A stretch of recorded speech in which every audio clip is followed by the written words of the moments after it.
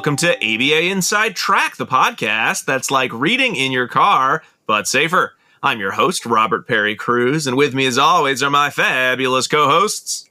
Hey Rob, it's me, Diana. And it's me, your bestie, Jackie. Wow, Jackie, you got a promotion? I got a promotion, and my voice sounds amazing. It does. It's good, yeah. I don't know why. Friday I couldn't really talk. Today it's just sounding like this. Turns out I've got singer's problem. Too many singers, good old singer's problem, as singer's problem, as they call it. Official diagnosis. Well, Jackie, it sounds like maybe you should go visit a doctor or medical professional. I should, yeah. I wonder if you know anyone. I'm sure we could find. I mean, you guys are doctors, but you're a different kind of doctor. You're not medical doctors. No, what kind of? Can we find another kind of us?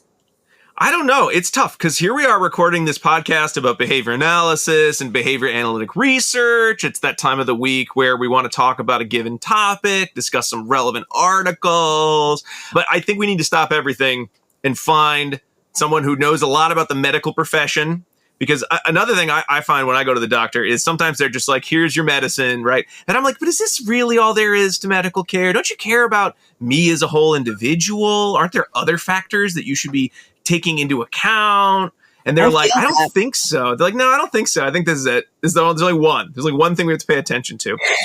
But I'm pretty sure that's not the case. And I'm pretty sure we have a special guest who's going to tell us that there is a lot that goes into deciding what measures what's important when we talk about outcomes, specifically outcomes of a variety of medical care. And that special guest is Dr. Ivy Chong. Ivy, thank you so much for coming on the show to diagnose Jackie's throat ailment as well as to talk about standardized outcomes. Or you're going to do at least one of those, I know.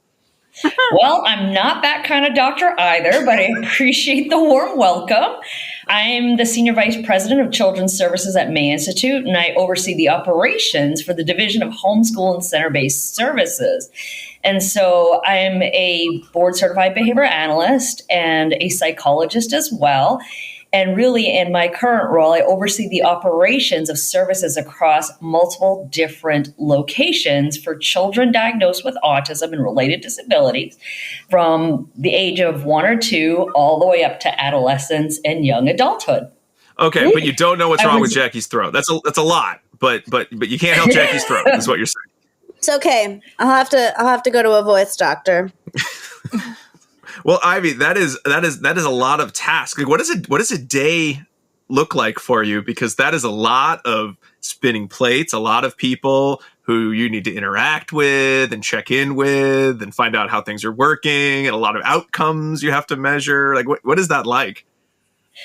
It's a lot of meetings, a lot of discussion, and really just working through with the teams that I'm responsible for the day-to-day things that go on. And really, when we think about it, we're coming off of the pandemic, it's really changed how we as behavior analysts do our work.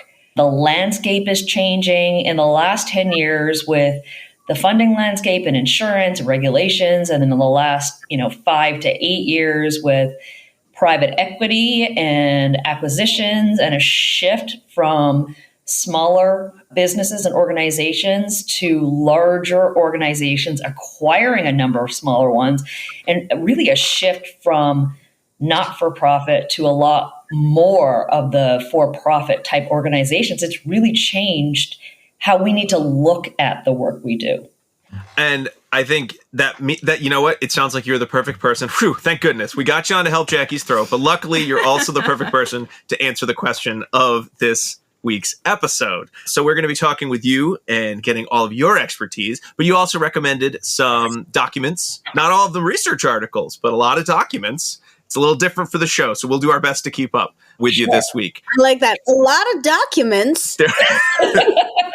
A lot of resources. I think I don't think I've written them. Usually I do like the citations for the website. I don't think I've done them for this episode yet. So I don't quite remember. I know there are like 2 that are journal articles, many that are white papers, one that is a PowerPoint presentation for, I think, the Harvard Medical School or Business School. I can't remember which one. It was something at Harvard. Very fancy stuff. But Diana, can you tell us what are these documents of which we will be speaking? Sure. I was going to maybe pull out the ones that were distinct from one another and kind of present those, if that's okay with everyone. It is not okay. I'd like you to do the thing I said. Find the documents. Okay, well, I'm going to start with the ones that I'm most sure on how to cite, and that is an article provided to us by Ivy, and the article is titled Defining and Classifying Clinical Indicators for Quality Improvement. That was written by Maines and published in the Journal of the International Society for Quality in Healthcare back in 2003. Now, we also have been provided with a long document from the Health Foundation, and it's titled Helping Measure Person-Centered Care. Subtitle, A Review of Evidence About Commonly Used Approaches and Tools Used to Help Measure Person-Centered Care. And that was it's an evidence review from 2014. So that is its own distinct thing as well. Then we also have a slide deck, as I've come to discover that they are called. What are you, some sort of venture capitalist over here? Titled Value-Based Healthcare. That was published by Harvard Law School in 2018 for folks' review. And then finally, the other resources provided to us are all related to something that I think we're going to talk a lot about. And the abbreviation is ICHOM, and that stands for International Consortium, one of my favorite words.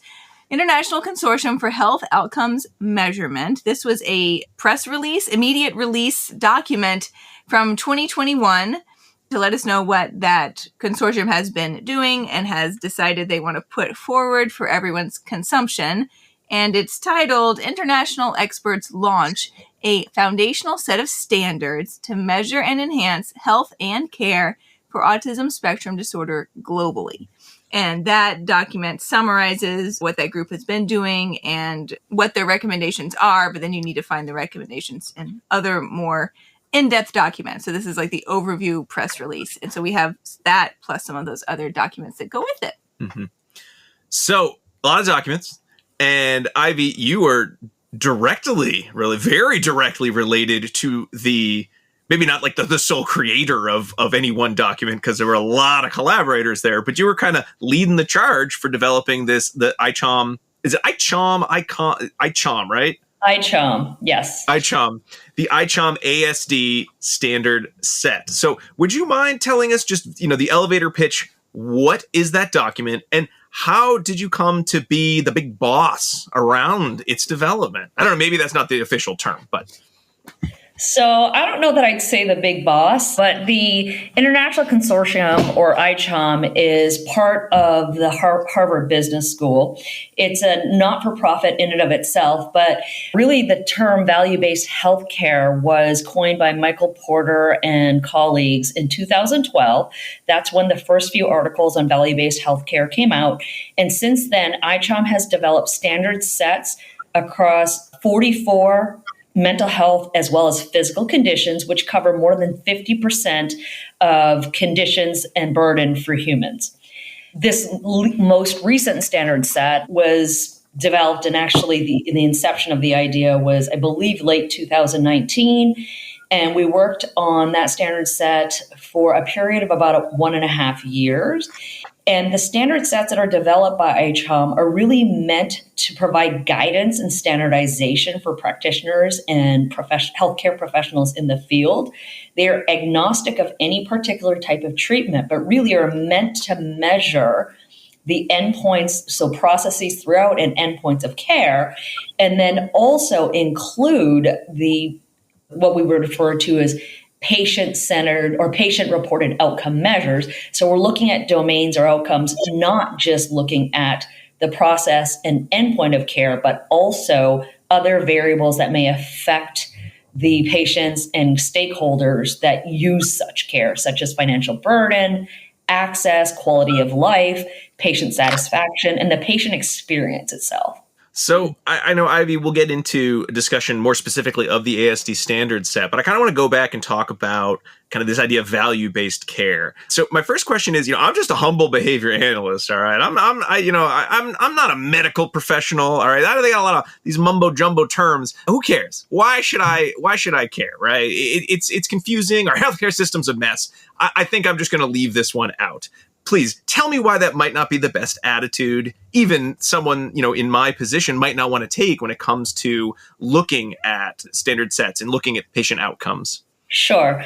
So you're exactly right. The healthcare system is fragmented. It's expensive. The quality and continuity and consistency of care, even within the United States, where we might be able to get some of the best care, is, the integrity or fidelity of it varies. Access varies within our own country and even within Massachusetts, right? We look at access with respect to rural versus cities, access to expertise, to diagnosis, treatment and evaluation, and then the dosage of treatment and how that's measured and how often you get it. All those pieces, when you think about healthcare in general, for physical health, even for heart disease, other diseases, are not as perfect as we would like them to be. And of course, nothing's ever perfect, and we recognize that. And that's the beauty of the standard set.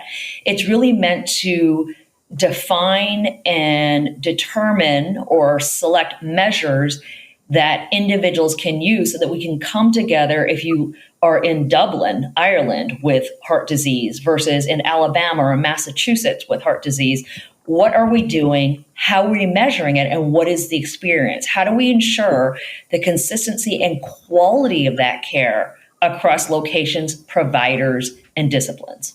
Now, I know one of the things that I was struck by in reading many of the kind of the articles, and then ICHOM's press release, and then the standard set, the ASD standard set, was this idea that a lot of what we receive in medical care is just sort of like elaborate cycle of care, which I think for many of us, if we're fortunate, I should say, just probably seems a bit alien. I go to a doctor, they do a thing, I go home, that's it. I go about my life. But that's not always the case for many patients. So when we're thinking about this idea of like the care cycle, like what's important to know when we're talking about receiving healthcare? Because it can't just be, where you physically go and what medicine you get, because there seems to be so much more to it than that. Right. And that's just, I think, one small part of it. And for those that have lifelong conditions or very serious and complex conditions, and even when it comes to especially mental health and particularly in autism treatment, I think one of the things to consider is that the patient care cycle involves a lot of components, a lot of professionals, and a lot of providers. And particularly for autism in general, where the first line of defense may be the pediatrician, the diagnosis is not necessarily rendered there. And even within our country, and when we look at the evidence and the support for earlier diagnosis, the average age of diagnosis is still 4.5, when we have the technology and the tools to diagnose before the age of 2. The diagnosis is relatively stable by that point. I think one of the things to consider is where the individual, the family enters care, where they get referred, how long they sit on a wait list, depending on the types of assessment. Once they're assessed, the type of treatment, the treatment modality, the dosage and intensity of treatment, where they're going to receive the treatment, the location of treatment, and then adjunctive treatments that go with it as well. When you think about the condition of autism, it's a multidisciplinary approach. There are often comorbid conditions as well as physical and mental health conditions. So that's a lot of providers and contact points, in addition to thinking about the child's education system, family support system, and all the pieces that go into caring for an individual with autism. So when we're talking about the creation of these standard sets, it's to measure a lot of factors that go into the provision of care that's going to potentially be carried out among a lot of providers. So it's a little bit to help with just sort of the standardization without necessarily cutting out the individualization. Am I kind of on the right track with the overall goal? Yeah. Or one of the goals? Correct. And that's correct. The standard sets assume that the individual already has a diagnosis, so it doesn't measure the point in which they receive the diagnosis, but really it's looking at once the condition is diagnosed and a treatment cycle has started, the points at which and the considerations with access and what is measured, and really what is measured that matters to the individual if they could speak about that themselves or their family members and other community members. And really what we're looking at is not just the outcome on a particular type of treatment or a particular protocol, but also how it impacts the individual's quality of life, how the family functioning is impacted, whether there's additional financial burden, access to that treatment. And really, when we look at value-based care, the emphasis here is less on the quantity and it's much more focused on the quality. Our traditional payer system in the United States really focuses on a quantity system where the more patients you see, essentially the more your reimbursement is. It's purely based on the units of care. What it doesn't consider is the value for the patient and the outcomes for the patient. And really, if you think about value-based healthcare and patient-centered care and focusing on what matters most to the individuals receiving care, they're really incompatible because reimbursement rates are low and it really forces providers to stack their patients and to do what they need to do to meet the minimum requirement of care, but not necessarily meet the pieces that are necessary to measure these other components. And autism is no different. And in fact, there are recent ads and articles that have been released talking about barriers to access, social determinants of health that impact that, socioeconomic status, socioeconomic position. All of these impact not only your access, but your dosage, quality, and where you're going to receive those services. So I know you kind of mentioned the idea of the value-based care, and then you also mentioned person-centered care. Those were kind of titles of the different articles. I was struggling a little bit with, is there a difference between those two? Is one more about sort of the financial value as well as the social value? Is one more about the relationship building and sort of those harder to measure, perhaps, components of medical care? Or are they kind of interchangeable terms? So they're not interchangeable, but they're very similar in the sense that value-based care includes patient care or patient-centered care. The patient care cycle or person-centered care is really a series of actions that inform the activities of health care professionals. And it also includes really working directly with the patient on what their major concerns are, what they're looking for at the end point of care, and not just fixing in a moment of time. It really looks at, did the treatment improve their quality of life? What are the percentages of coming back to the ER? What is their life like after treatment? When you talk about a lot of medical conditions, it's a little bit more straightforward to define that because someone has diabetes. They come in, do you get that under control? Are they on insulin? Is it type 1 or type 2? And there are, other medical conditions too, which are far more straightforward in that there are industry standards in how they're treated.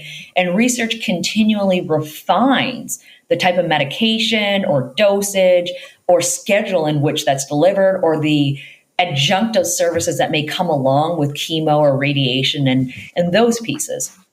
I think when it comes to care in autism, it's much more difficult to measure the heterogeneity, how different the condition presents across individuals at different ages is an issue as well. And so when we're looking at how to measure and determine that and what to recommend, we don't have set parameters or guidelines for that yet in autism. And I'm very careful to say autism in general, not specifically within behavior analysis, speech, OT, or other types of interdisciplinary treatments that may be recommended depending on the need of the individual. Mm-hmm. I think the patient-centered care really looks at the steps from the onset of the condition through treatment, transition, and discharge. And as I mentioned earlier, it's highly varied depending on where you live, how old you are, the access you have to resources.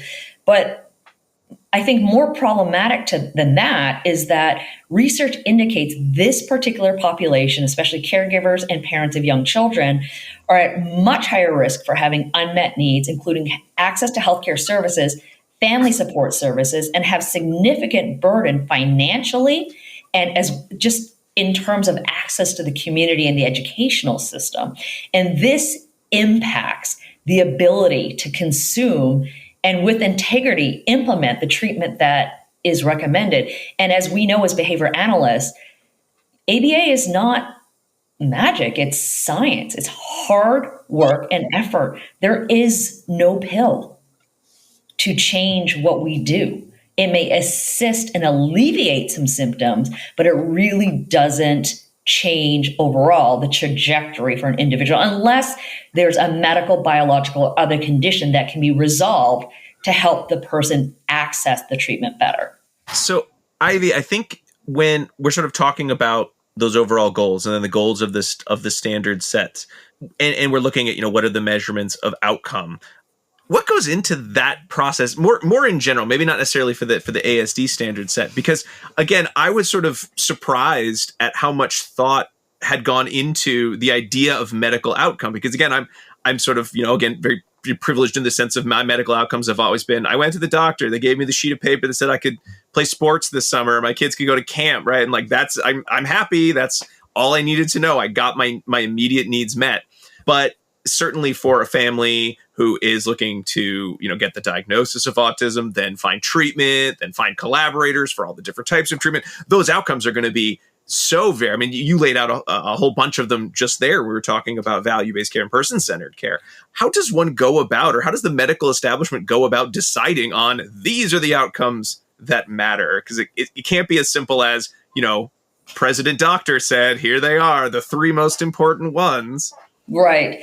And that's critical too. And you highlighted the point there where we talk about patient-centered versus specialty provider outcomes, because those are different as well. And value-based healthcare incorporates both of those. And so when we talk about standards and outcome measures, the first piece to really think about is standards are critical to ensure that treatment gains and outcomes are defined and measured in the same way, right? So if you think about it, if you're looking at a particular condition, you want to ensure that we're comparing apples to apples and not apples to oranges. The second variable is that those measurement systems need to be widely adopted, reported globally to improve value for the stakeholders, which include patients, providers, and payers. Payers, particularly in the United States, where health insurance provides coverage for a lot of these types of treatments. Essentially, it's an iterative process and builds in quality assurance. And so what we have is patients that present with a condition, provide specialty providers that have trained for years and decades across, gone to school for a number of years to learn not just the condition, but the treatment modalities, in our case, behavior analysis, and in other disciplines, their trade, so to speak. But the complexity of that is also the payer sources. We have insurance funders, and they don't always want to pay for the different things. And research is complex, and the research to practice gap, as we know, is wide. And how research is consumed, interpreted, and applied varies across different individuals. And we have these critical issues that obviously have not been resolved in our field, which is relatively junior, but in medicine at all. And when we think about value-based healthcare and the development of ICHOM, that started 11 years ago. 11 years. That blew my mind, because it seems like one of those, I was like, I must have been reading this wrong, or I'm late to the party. Everyone must know this. But then looking at the dates of everything you sent over, hearing you discuss the process kind of a little more globally now, it seems like, well, hasn't medicine cared about, meaningful outcomes for, since the ancient Greeks, right? But to sort of hear like, well, this level of work where we're actually measuring the same things over and over, they have that global reach, is 11 years old, was so shocking to me. Is there a reason for that? Was there like a barrier that, 2014 people figured that barrier out? Like what is it? So I think it includes more variables than that. Obviously, in medicine, there have been measures. There are more specific guidelines, especially if we think about, access or medical treatment for prenatal care or heart conditions, or even, when we think about setting a broken leg, cleft palate, all of those things, there are clearly some standards. They just were not universally applied or developed, or they may have been developed by certain groups. I think the development of, and the ICHOM website is much better at stating a lot of these terms. This is really from my understanding, but the development of value-based healthcare was really a group of professionals that were dissatisfied with the emphasis on quantity over quality and really looking at reimbursement rates, how things were reimbursed. You do X number amount, and you think about your doctor or what they need to do. And, I'm not going to name any particular payer out there, but commercial, public, private, however it may be funded or not funded, there's a lot of emphasis really on in and out the door. Start the sort of the case, the acute, treatment of that and out. Long-term care or conditions that are lifelong are slightly different, and they're variable, I think, impacts and outcomes even within that. And there are so many variables that are uncontrollable. And I also recognize as behavior analysts, we prefer the observational and approach where we can manipulate the independent variable, measure the dependent variable, and that it's discretely observed and measured.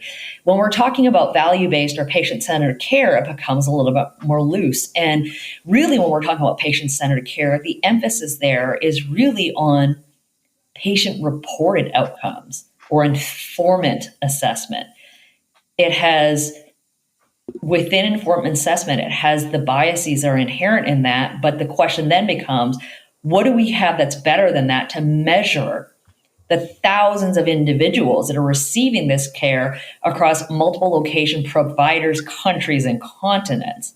Sounds like such a fun job. What drew you to being a part of that? And please let me know, in the process of looking at the ASD standard set, did anyone at any point throw up their hands and say, there's got to be a better way, or anything like that? I really hope someone did. Sure, every single one of us. And I think, what's interesting is I was just one of many people that were involved in this project. And I really saw myself as someone that could help pull people together. So it was really my OBM hat that I had to use in working with this team. There were a lot of personalities, a lot of just highly educated, experienced individuals. I think I mentioned there were 33 working group members from a number of different countries. I think it was 13 countries and 16 or 6 continents. And there were professors that have been prolific in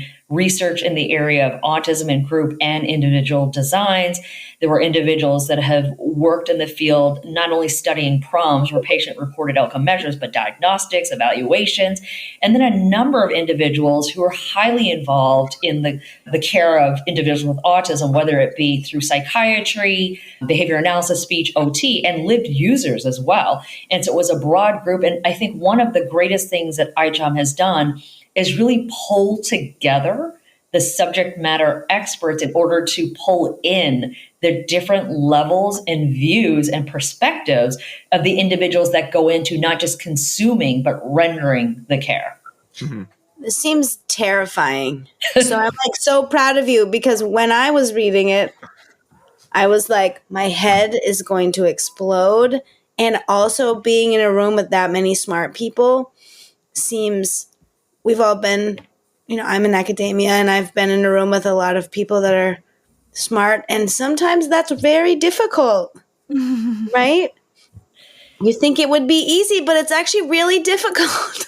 It is really difficult. Luckily, and I've been in academia and I continue to teach, it's not like a faculty meeting. Oh, great. Oh, no. Well, you can't say that, because the faculty meetings are always I'm always like, what is happening here? So I've been in multiple faculty meetings, and while such a joy and such a great learning experience with our colleagues, it was actually, these were very, very organized. The majority of the meetings, or almost 100% of the meetings, were actually online, web-based, synchronous. And there was a very circumscribed structure to the meetings, if you will. And we use something called the Delphi method or Delphi process in order to come to decision making. And really what it involved is a lot of research by the ICHOM group, putting together PowerPoints and information that was sent to the group in advance.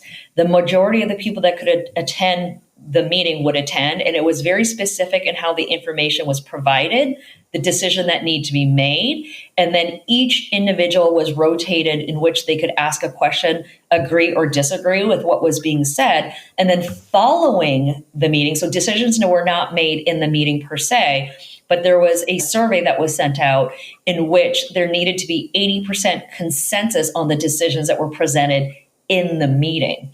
And that way, no one felt uncomfortable or pressured to respond a certain way, and also had the ability to not only vote on the items, whether it be the outcomes of domains or the measures were the crux of what we were looking at, but also voice their concerns about what was selected and what might be missing. And so really the majority of the work went on behind the scenes outside of those meetings, which, by the way, took about 1.5 years to go through. Wow. That sounds much more productive, though. Yeah. I was impressed. I mean, I want to run a lot of things that way, but I don't have the time outside to put together. I mean, if we could put together a nice PowerPoint of all the issues before a meeting and then vote after, be amazing. But that's a whole job in and of itself. Yes, that's what I was thinking too. The person that then has to collate all that information. I think 18 months is actually pretty quick. Yeah, I would agree. For this group, yes. Yeah. Yeah. Compared to some other working groups I've been in, you guys accomplished quite a lot. We jokingly said the ASD set broke ICHOM because this was the largest group with the most subject matter experts that were eclectic across multiple levels. And it really did take the longest. And as you saw, we did end up splitting into 2 tracks, given there was this lack of alignment amongst all the group members. Okay. When we say standard set refers to the group being served or provided services. So the standard set is the material and tools that were made. They're freely available, open access on the ICHOM website. And the set includes what we came down to was 9 domains that we would measure, and then the recommended tools to measure those domains. And while there was, I think, everyone wanted more to be measured, myself included, if I had known what I learned 1.5 years in at the beginning, I think we would have come out with it a little bit differently, perhaps. I don't know that there'd be 9 domains. I don't know, how we would have grouped all of it as an empirical question, of course, and you learn so much during the process. But really, the standard set outlines the domains. It's the wheel. I'm not sure if I sent you the flyer with the wheel that shows the domains, and then it lists the tools for both tracks. Yes. And really, we broke into 2 tracks because the mission of ICHOM is really to suggest and recommend tools that are free to use where possible, ensuring wide scale adoption in resource limited settings. So if we've selected particular tools and measures, can those be used in rural India? Right. Can they be used in China where there are millions of individuals? The insurance funding and insurance payer structure in the United States is relatively specific to the United States. And even in the United States, there are significant barriers to access.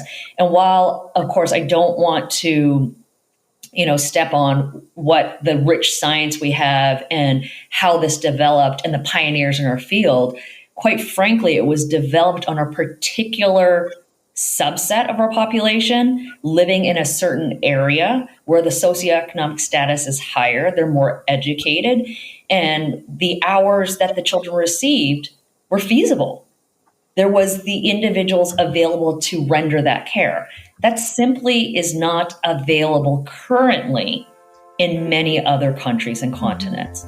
And that's something that needs to be considered when reviewing the set and considering that it is looking at outcomes for autism and not ABA.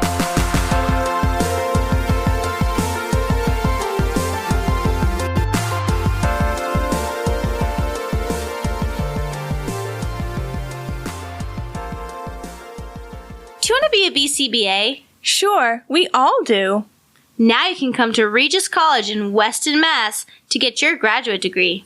Choose from any one of these courses. Masters of Science in Applied Behavior Analysis. Masters of Science in Special Education. Dual degree in Special Ed and ABA. Or be eligible for your postmaster's certificate. You can complete your degree and be ready to sit for the exam in 2 years. And our 2017 grads had a 100% pass rate on the BACB exam. Come enjoy practicum placement support, ethics mini handbooks, PhD-level professors, small class sizes, and a service trip to Iceland. If interested, don't delay. Supplies are limited. Learn more at regiscollege.edu. Again, that's www.regiscollege.edu, regiscollege.edu. One more time, www.regiscollege.edu. See you there!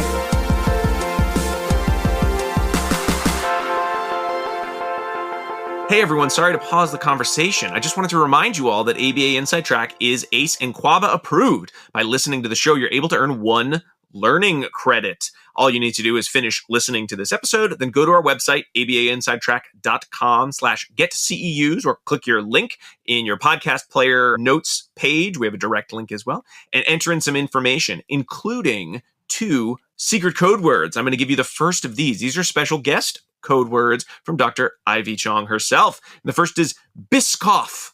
Biscoff. Biscoff. It's one of those like fancy kind of butter cookies. It's like a Belgian cookie. They're very good. They kind of look like the ones maybe you get on planes sometimes. Very yummy if you haven't had one. They got like a caramelly, buttery taste. Anywho, try to find one if you can, but you do have to remember the code word is Biscoff. All right, back to our conversation. So, Ivy, when it came to, you sort of described generally the meeting and the structure of the agenda and how helpful that was. But it still seems like the idea of just identifying these are the core components that we're going to, now we'll find the proms for those core components. It seems like this odd chicken and the egg situation of like, well, we've got all these measures, but do they measure things that are important? Well, what's important? Well, we don't know what's important until we measure it. It seems like it could have gone back and forth. And I mean, I like the list that sort of came out. I think it was like, the core symptoms, daily functioning, other, including like emotional regulation, anxiety. Am I forgetting one of them? Accessibility and supports. I was forgetting that one. And then there are kind of subheadings in there. How did those even come about being developed? I mean, was it just that the various experts had said, we asked 1 million patients and this is what they said, or this is what the research tells us leads to the best outcomes. Now discuss amongst yourselves which of these on a Likert scale is super important, mildly important, not that important, or, I'm sure there was more to it than just that. But like, what was that process like of just saying, this is what we're going to pretty much care about in terms of our next steps in these sets? Really great question. So the beauty of this particular set is that ICHOM had already completed about 36. It was over 30 sets for sure at that point. And they had created a pretty structured, systematic way in which they go through each point.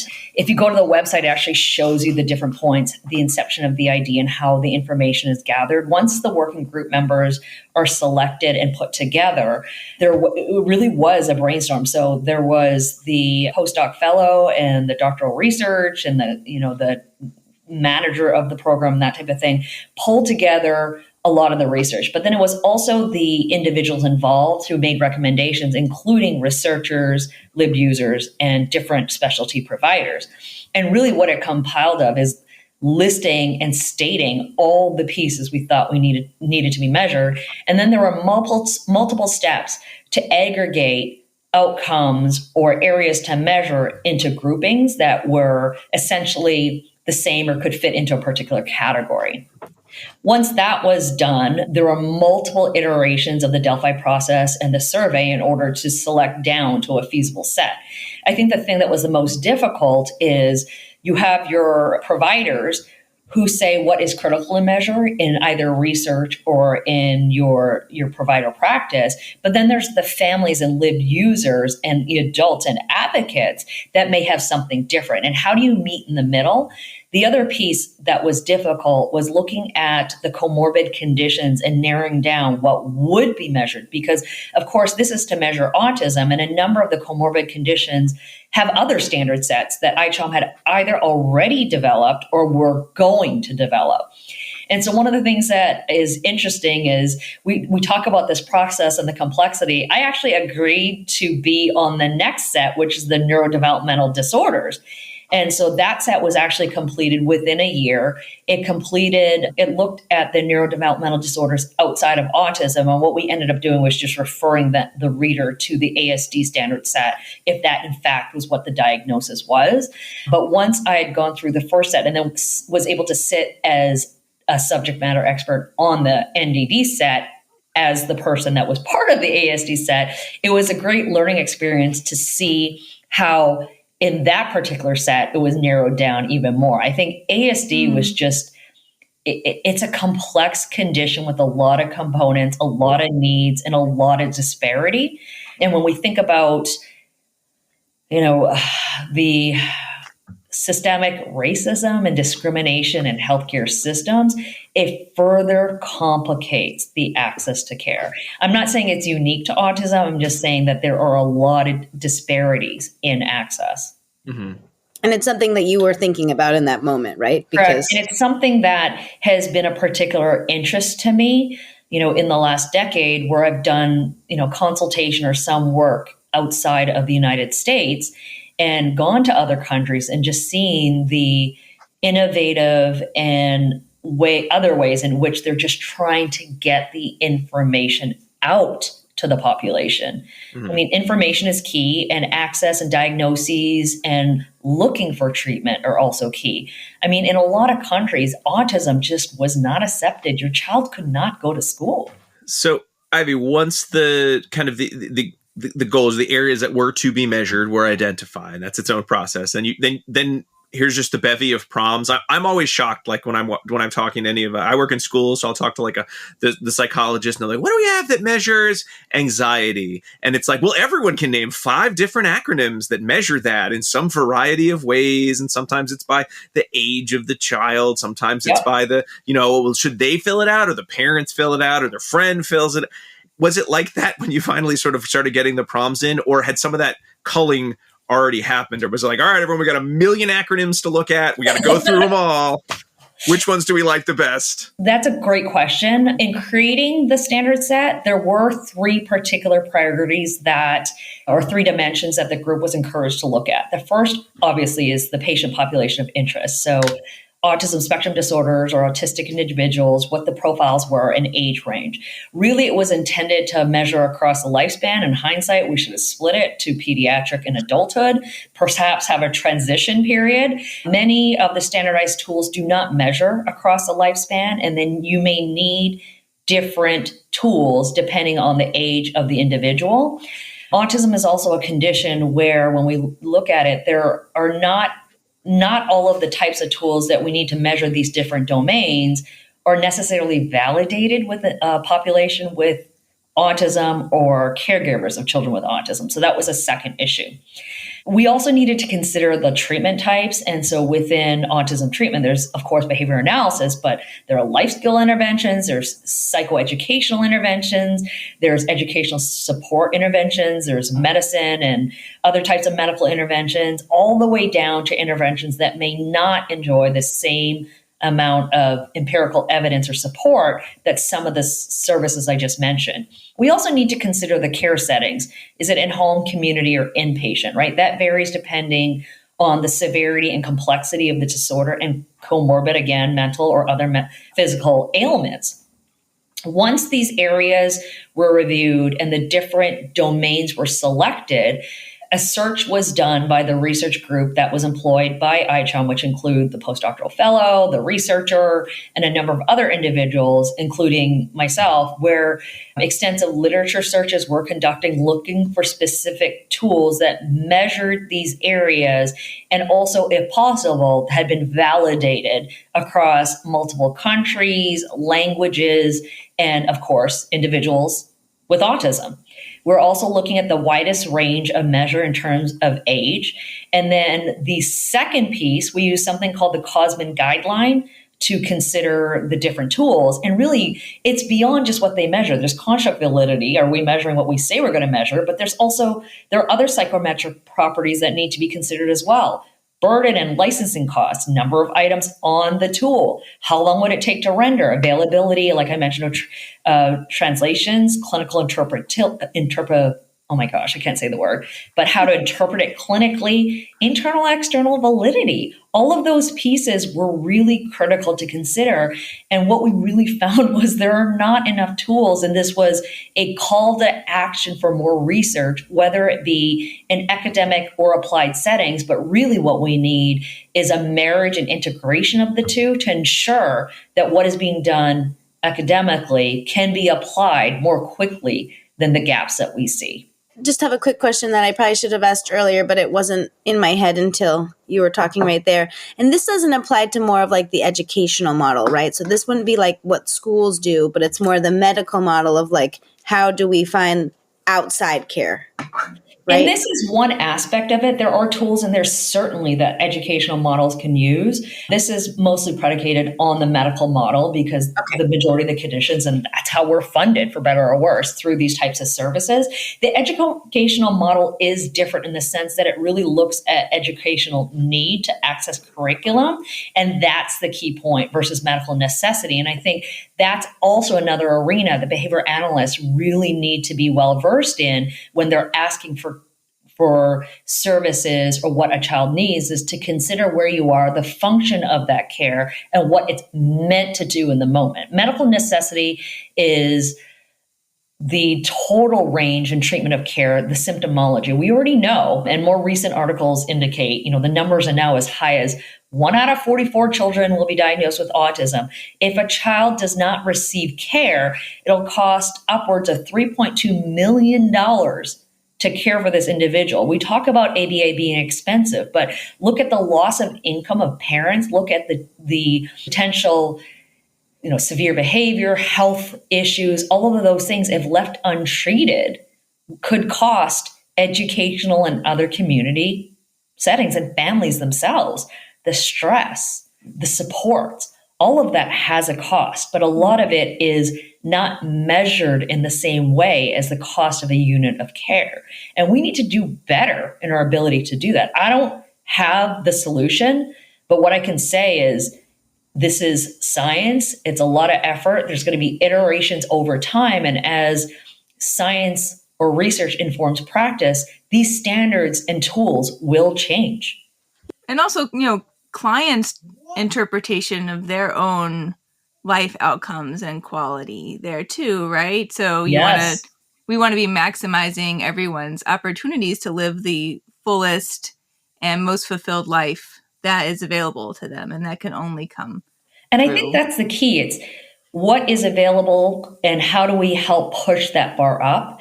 I think a lot of the time when we think about not just children with autism or individuals diagnosed with different, intellectual disabilities or anxiety, ADHD. I'm even thinking about neurotypical children. The bar is set by the individuals that are teaching, right? So if we think a kid can't do it, guess what? They can't do it. We're not presenting opportunities. And it's really thinking about objectively what can be done, how should it be done, what biases we have, and check those at the door. We all have those, and inherent in systems of care are the biases of not just the providers, but of the system of care in and of itself and how it was developed. I really look at the standard set as just the beginning of what needs to be done.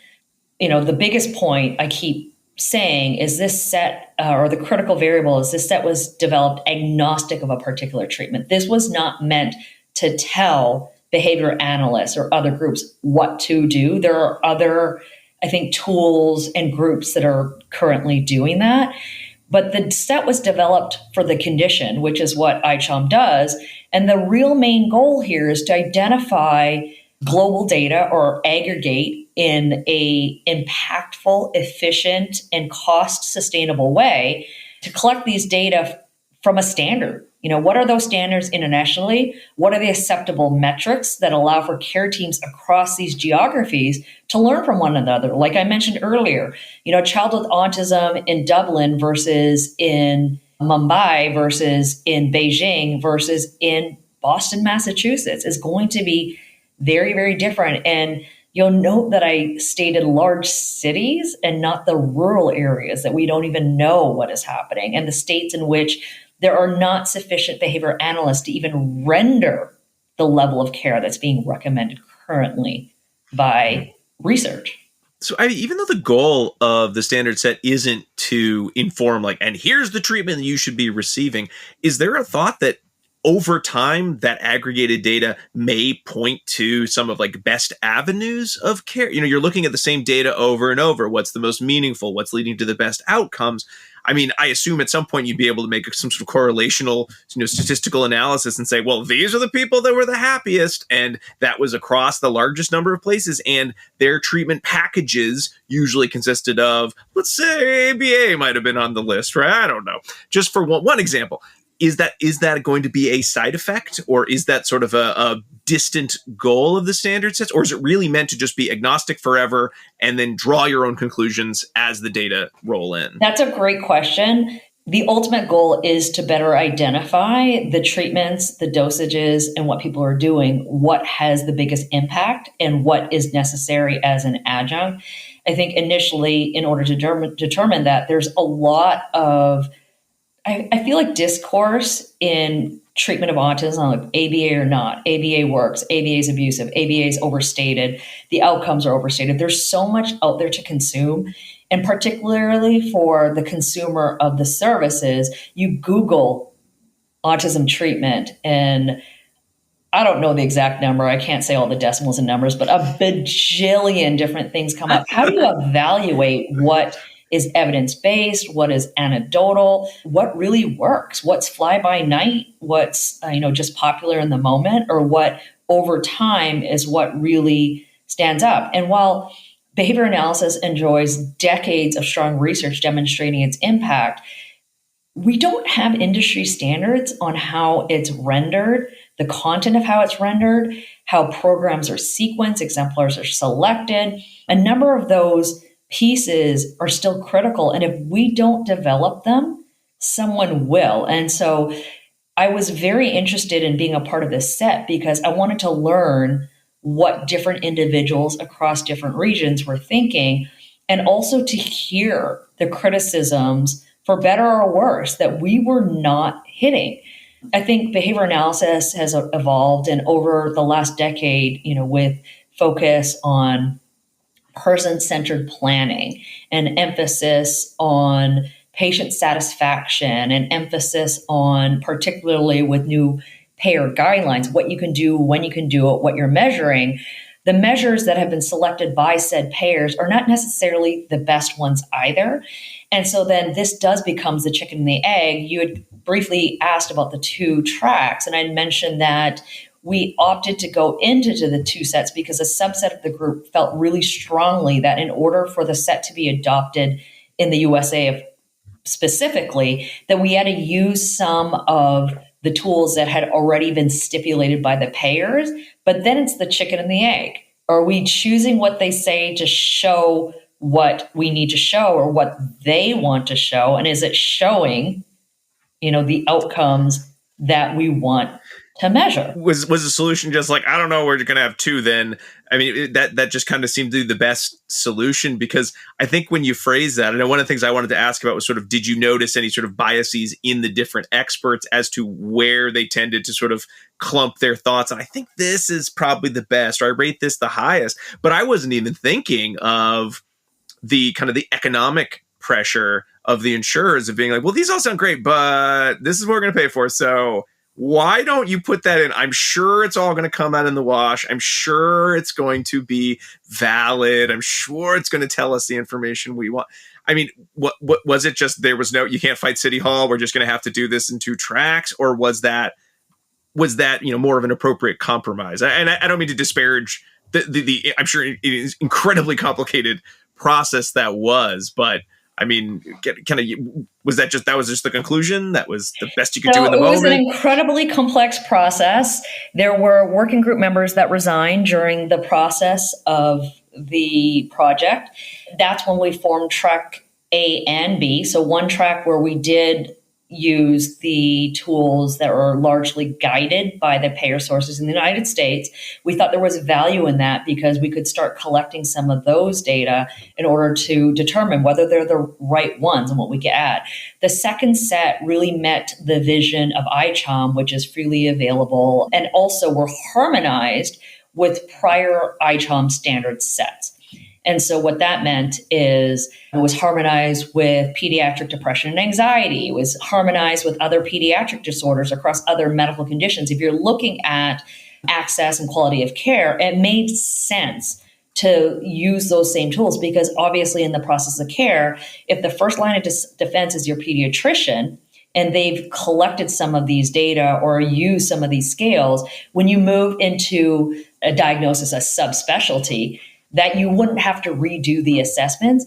And one of the notes here that I think I should mention is the use of these sets. The goal is pediatricians, right? So the continuity of care of a pediatrician is the first line of defense for every child, every infant at risk, that there is certain measures that are already used. And so the harmonization makes sense. And then as the child presents with additional symptomology or additional issues, and we render a different diagnosis or a more complex diagnosis, that there were additional tools that may be added. I think to go full circle on the two tracks, the set has now been released for over a year. The soft launch was May, October, I believe, of 2021. And then in May of 2022, it had been about 1 year that different organizations within the United States had been piloting different aspects of the payer stipulated tools. We came together again with a subgroup.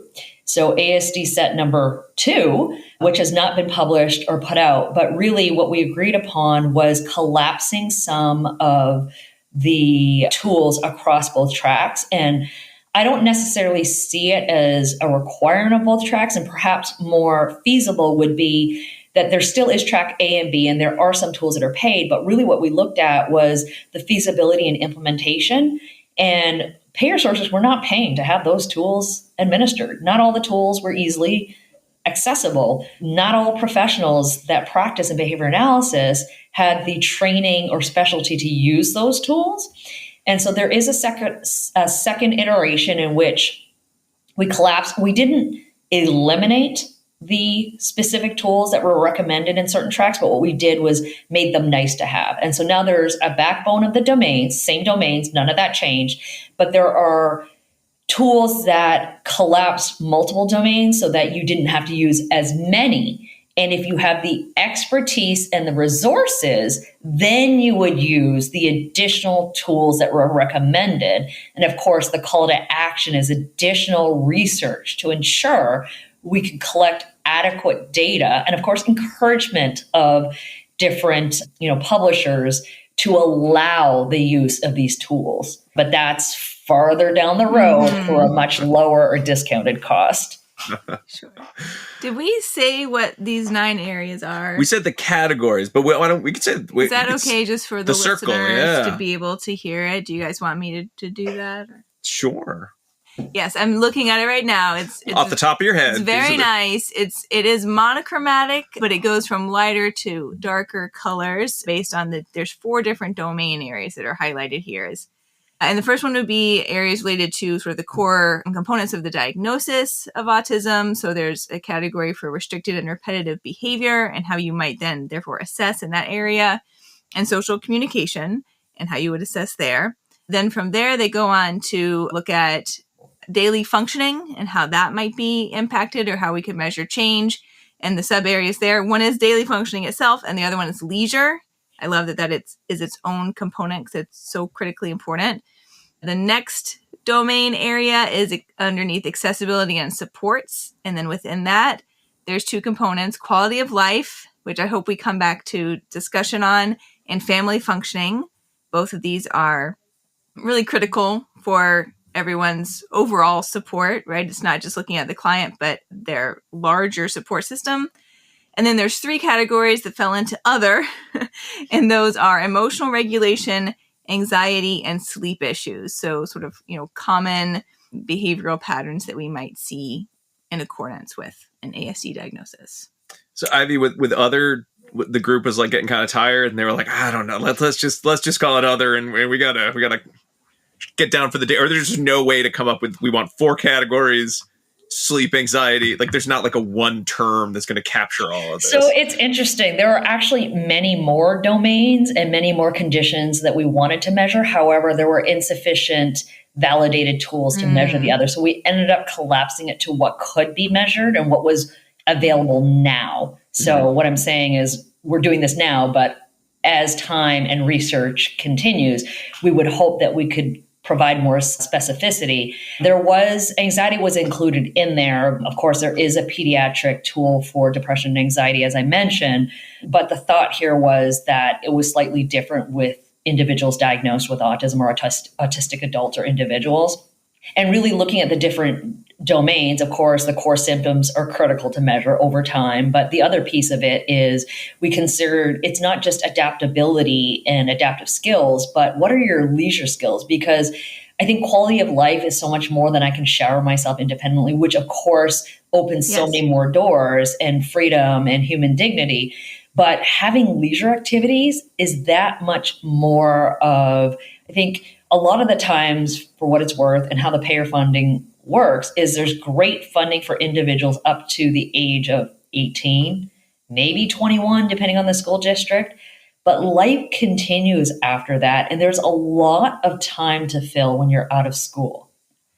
And leisure activities and transition to that, and what we hope that individuals can do and enjoy for the rest of their lives, which I might mention is far longer than childhood, needs to be considered. And I think too often we have individuals sitting in sheltered workshops or programs or in adult daycare settings where there isn't a lot of leisure activity just because of challenging behavior or lack of skills. And this really encourages providers and practitioners to consider that. What does that continuity look like? And in the new iteration, which the group had kind of come together, the proms are sort of looking. It's not like one per domain. It's a little bit more condensed now.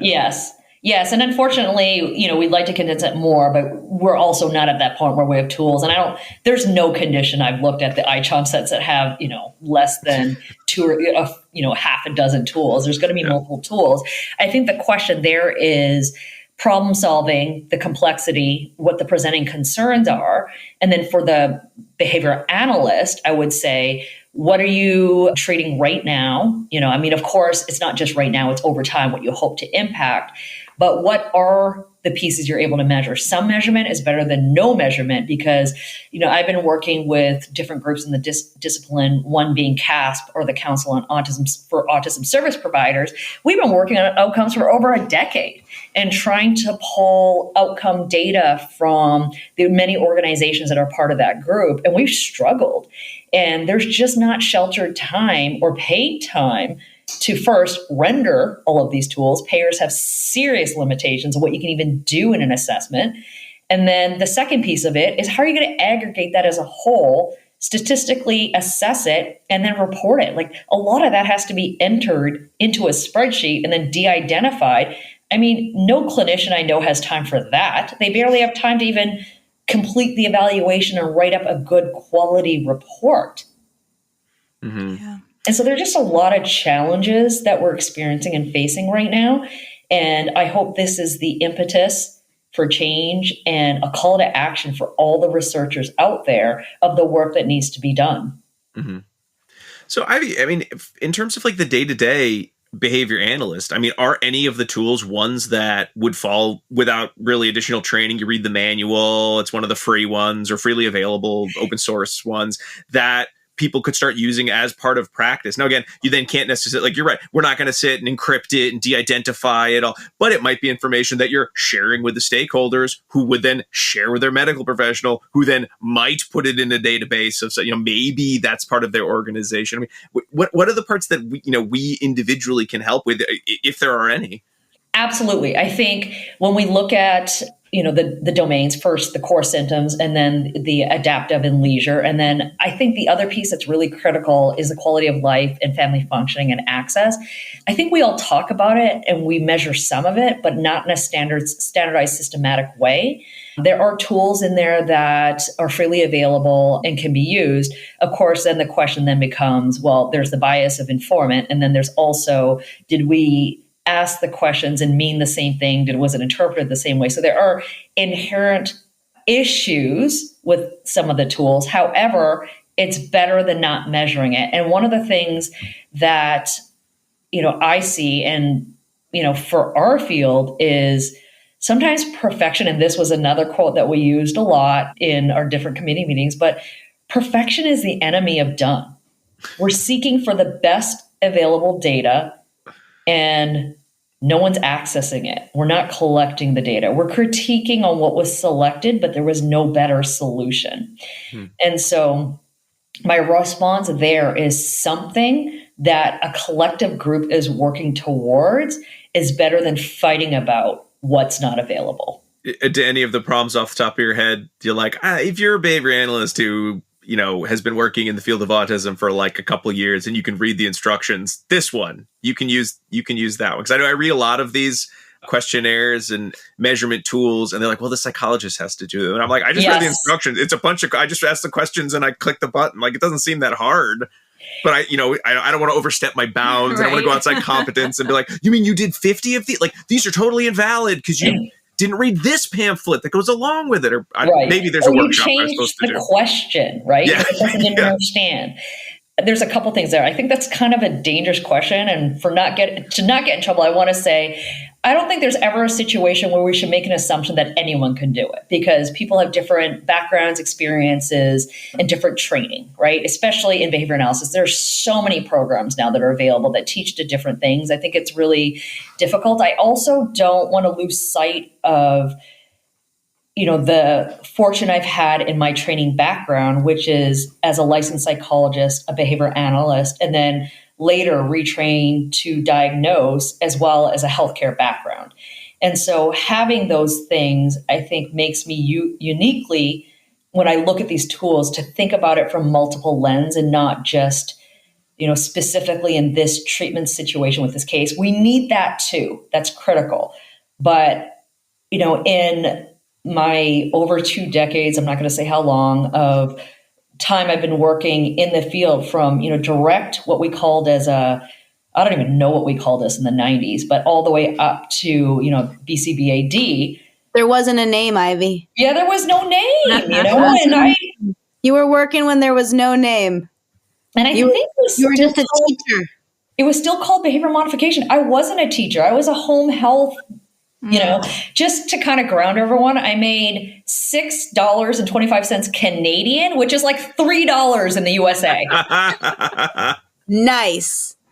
You were rolling in it. I was rolling. I got to Europe one summer, working lots of hours and overnights in residential group homes is doable, but that's what I remember. Can you even go to Tim Hortons or Pizza for $3 for $6 Canadian? I don't know. You can. Yeah, I just went. You can. I've only been once to each of those places. It was fun. You can. There's inflation. Prices are much more expensive in Winnipeg, Canada now than they were in the 90s too. Just going to go ahead and say that, as rural as it is. Take that, Winnipeg. It's going to be a situation where, if you are not already sort of steeped in kind of a more of a psychology background, medical background, it's probably best to sort of just maybe help with the dissemination or help with the knowledge that we can move towards standard Not sets? true either. There are a number of tools that are usable. They don't require, and what we refer to in psychology is a level A or a B. And one is the psychologist must render it with specific training. Another level is someone with a master's degree that's been specifically trained in the tool can render it. There are other tools that are listed there that do not require that. But again, it's stakeholders talking and refining how it's measured in the data that are generated from this and derived and how it's reviewed. And of course, over time, we will continue to refine, is this the right tool? What we're saying right now is this was the best available based on this particular group. But over time, as more data are collected on the different tools and more tools are created, then there would be, additional things that could be added. That's, I think, the part of the track that ICHOM wanted was to have these freely available tools so that anyone could use them. Mm-hmm. Gotcha. Well, we've learned a lot about standard sets. I think it's probably time for us to get into the dissemination station.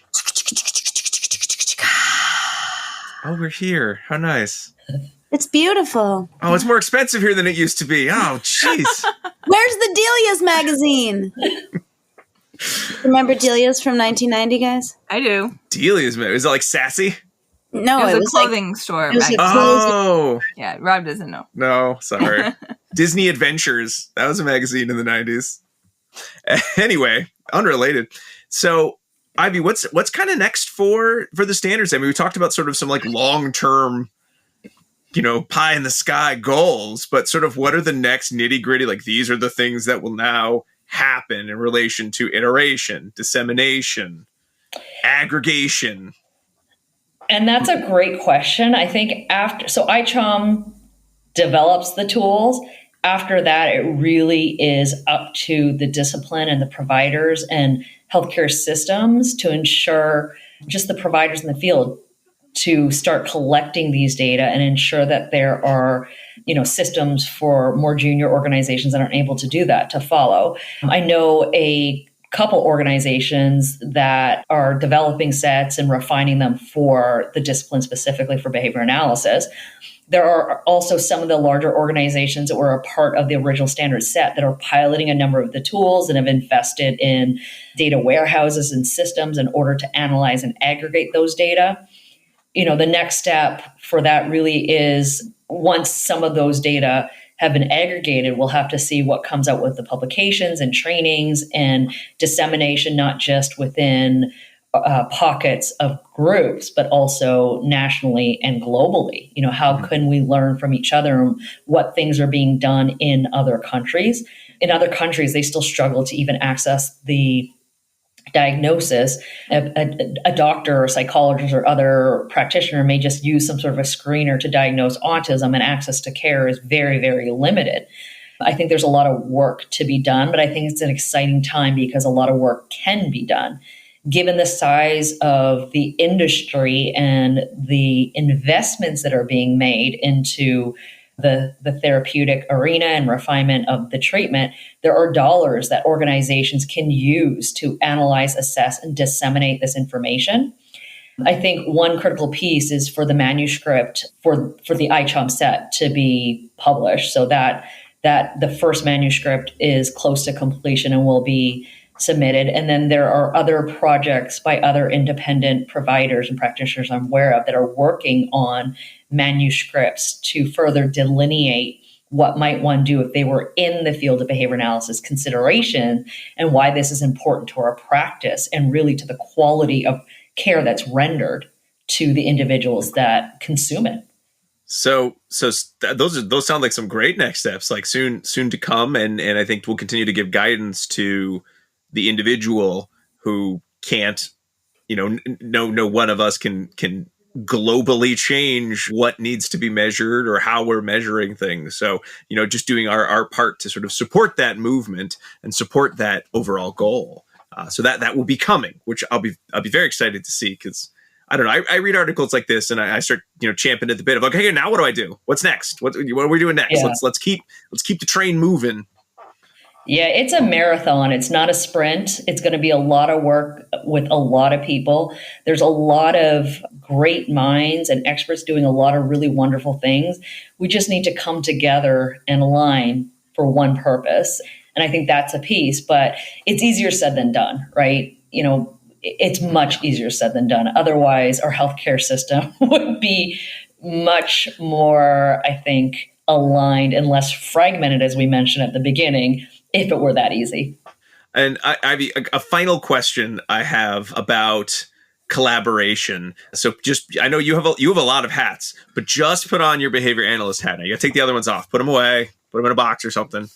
What skill as a behavior analyst do you think helped you best in terms of having to collaborate with so many different people from so many different walks of life in terms of helping to develop the standard set? Like, what was the one thing you're like, I'm glad I learned this as a behavior analyst, or I'm glad I made this mistake as a behavior analyst so I knew not to make it when I was in this new context? People alignment. So getting people on the same page, even when their views differed and their perspectives differed. Okay. Good I think answer. that is good to... Yeah. I mean, when the entire group is working in different directions, you're not going to come to an end goal. There's no way to meet it. I had at some point, I hope this doesn't offend anyone, but it was like herding cats. I think there's a nicer way of saying that. But in a lot of ways, sometimes, I mean, come on, you guys have been in faculty meetings. Everyone's going a different direction. And then there's like, you go down that rabbit hole and there's that discussion. And that's what the ICHOM group was really good at doing, was bring it back to topic. So in a way, it made that job easier. I could just speak the language and assist with some of those portions. I had some immense support from some amazing people during this process, and I learned a great deal. That rabbit hole is a scary place to be in. Yeah, it can be. Can I ask a final question? Were there concerns about whether some of these assessments might have validity as far as the outcomes that they were measuring for autistic individuals versus other people who develop those assessments? What do you mean by that? Can you clarify? So if I were to say, I think everyone needs to learn how to do X, Y, or Z because I'm neurotypical and that's something I learned how to do, but an autistic person says that's not actually important to me and shouldn't be part of my outcome determination, are there some assessments that may overlook that consideration more than others? And did that conversation come up at all? There was some extensive discussion between the 9 lived users who were initially part of the group, as well as the working group members, on what mattered most to the lived users and advocates. I think ultimately with the tools that we came out with, there's not anything in there that's so specific that says, well, each person should be, able to do this at a certain point, like this certain activity, or everyone should be able to talk by the end of the time. We know that that's not, about 50% of individuals with autism will not use meaningful language. I think there was a lot of consideration of that, of what quality of life meant and what it meant to be, for each individual, whatever it may be. So when we say quality of life, to the extent they can be independent or access in, behavior analytic terms, reinforcers, right? Occupy their time with items or activities, or surround themselves with people that are truly people that are quote unquote friends versus care professionals, right? And I think those are some of the nuances that are much more difficult to talk about or measure, but there are some tools that start to get at that.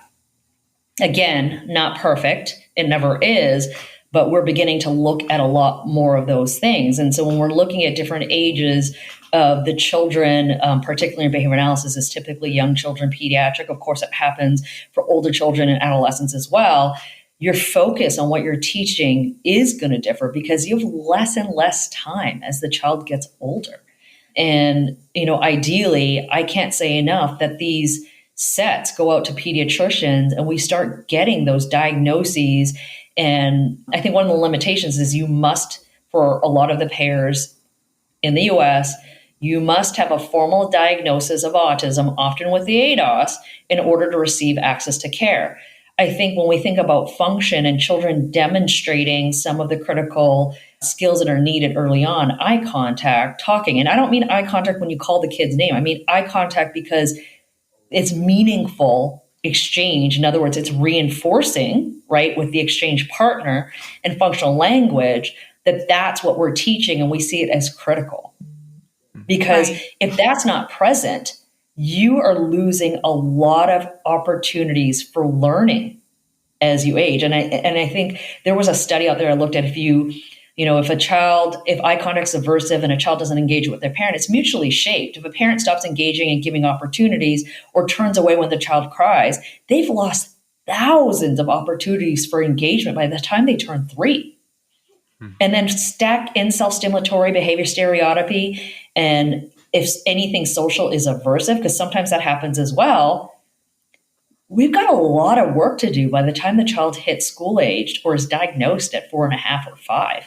Well, we've got still a lot more work to come, but at least for our podcast purposes, I think we've covered a lot and are in a good place.